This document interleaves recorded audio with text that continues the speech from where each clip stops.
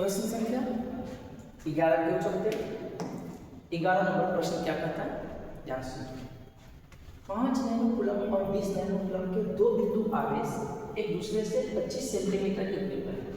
पहला आवेश है 5 नैनो कूलम, दूसरा आवेश है 20 नैनो कूलम और दोनों के बीच की दूरी है 25 सेंटीमीटर। दोनों को जोड़ने वाले वह बिंदु ज्ञात कीजिए जहां पर तीव्रता कितना होगा, 0 होगा।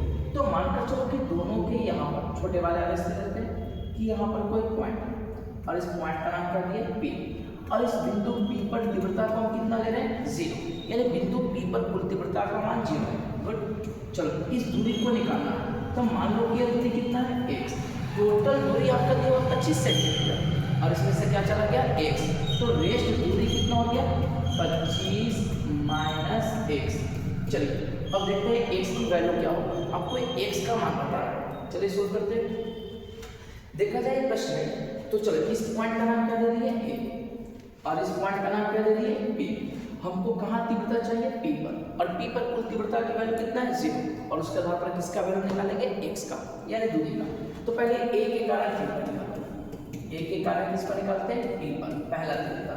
तो E1 निकाला जा रहा है, क्या है k इनटू आवेश, आवेश कितना है 5 नैनो कूलम, 5 गुना 10 के पावर -9, नैनो का मतलब होता है 10 के पावर -9, और बटा दूरी का स्क्वायर, तो बटा में क्या आ गया, x स्क्वायर।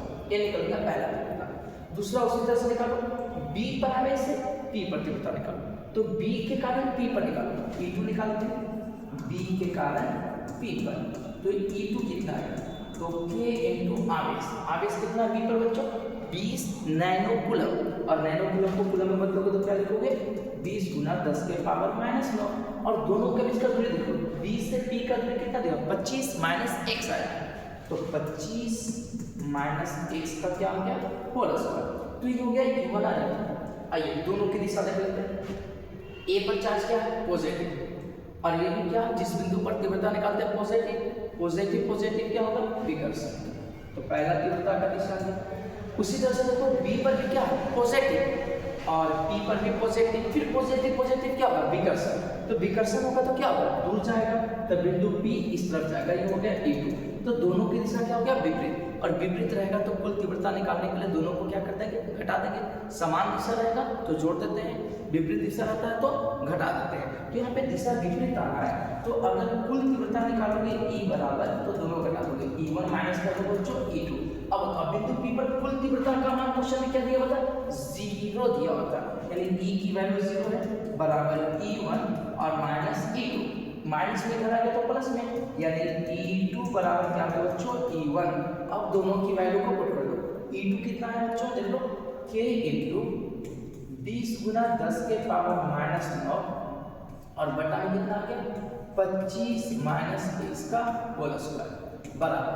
अब E1 की वैल्यू को पुट कर दो, कितना बच्चों, k इनटू 5 गुना 10 के पावर -9, और बटा में कितना हो गया, x स्क्वायर, हो गया ना। चलिए अब सोल्व करके इसकी वैल्यू निकालो, k से k क्या हो गया, कैंसिल, -9 कैंसिल, 5 होगा 20, तो 4 को x स्क्वायर से गुणा करेंगे तो क्या आएगा, 4x स्क्वायर, और इसको 1 से गुणा करेंगे तो क्या आएगा, 25 माइनस x का होल स्क्वायर। अब ये होल स्क्वायर इसको ऐसा लिख सकते हैं, तो 2x का होल स्क्वायर, और हो गया 25 माइनस x का होल स्क्वायर, तो स्क्वायर से स्क्वायर क्या हो गया, कैंसिल हो गया, तो कितना आ गया, 2x बराबर 25 माइनस x इधर आ गया तो प्लस x, तो 2x है और प्लस x हो गया तो कितना आ गया, 3x, तो 3x बराबर कितना आ गया, 25, तो x बराबर कितना आ गया, 3 नीचे चला गया, 25/3, अगर सोल्व करेंगे तो 8.33, और ये दूरी आपका किसमें आ गया बच्चों, सेंटीमीटर में। तो ये जो दूरी आया 8.33 सेंटीमीटर, ये बड़े आवेश से आया कि छोटे आवेश से, 5 से कि 20 से, 5 से आया, यानी छोटे आवेश से कितना सेंटीमीटर की दूरी पर, 8.33 सेंटीमीटर की दूरी पर वैद्युत क्षेत्र की तीव्रता की वैल्यू कितना मिलेगा, 0 मिलेगा। तो ये तो आपका प्रश्न संख्या 11 का सॉल्यूशन।